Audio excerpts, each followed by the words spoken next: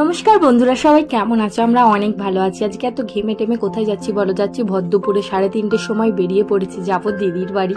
তো 3:30টার সময় বেরোনোরও কারণ আছে, কারণ দিদিরা মামার বাড়ি গেছে, একসাথে সবাই যাবো ভেবেছি, সেই জন্য। হ্যাঁ তুই থাক না, মেয়েও দাদার সাথে স্কুটিতে আসবে, আর আমি একটু রাস্তাটা হেঁটে হেঁটে আগিয়ে যাচ্ছি। আমি মাটির রাস্তা থেকে, বাপি স্কুটি নিয়ে আসছে, তো মাটির রাস্তা থেকে উঠবো।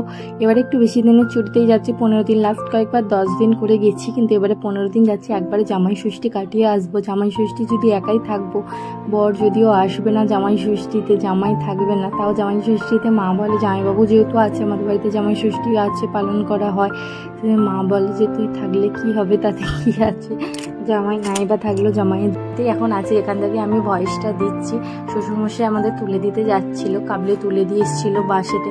আমি বেশিরভাগ মেয়েকে নিয়ে একা একাই যাই। মেয়ে দিকে আইসক্রিম খাবো বলে বায়না করছিল, ও দাদা ওকে টাকা দিয়েছিল, আবার আইসক্রিম ওনাকে দিয়ে দিয়েছে। যদিও সে এখন খাইনি, কিন্তু পরে তারকেশ্বরে গিয়ে আইসক্রিম খেয়েছিলাম। আর ব্যাগে ওর জন্য দাদা লিচু কিনে দিয়েছিল, তো লিচু খেতে খেতেই যাচ্ছিল।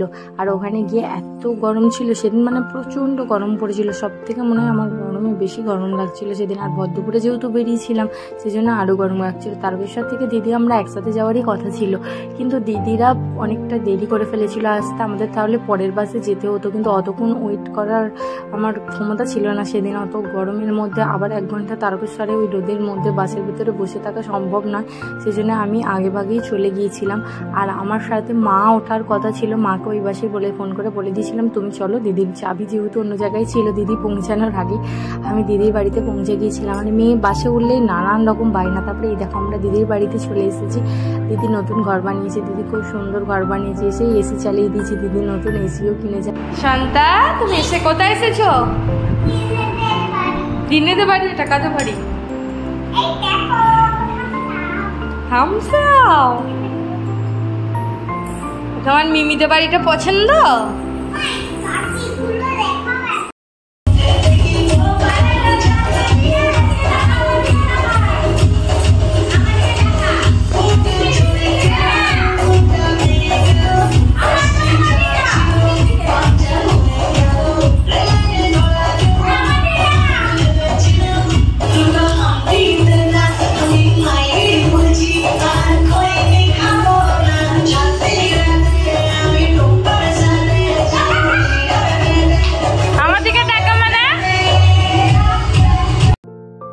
দিদিরা বাড়ি আসার সাথে সাথে মেয়ের হোম থিয়েটার চালিয়ে নাচ শুরু হয়ে গিয়েছিল, জামাইবাবুও চলে এসেছিল।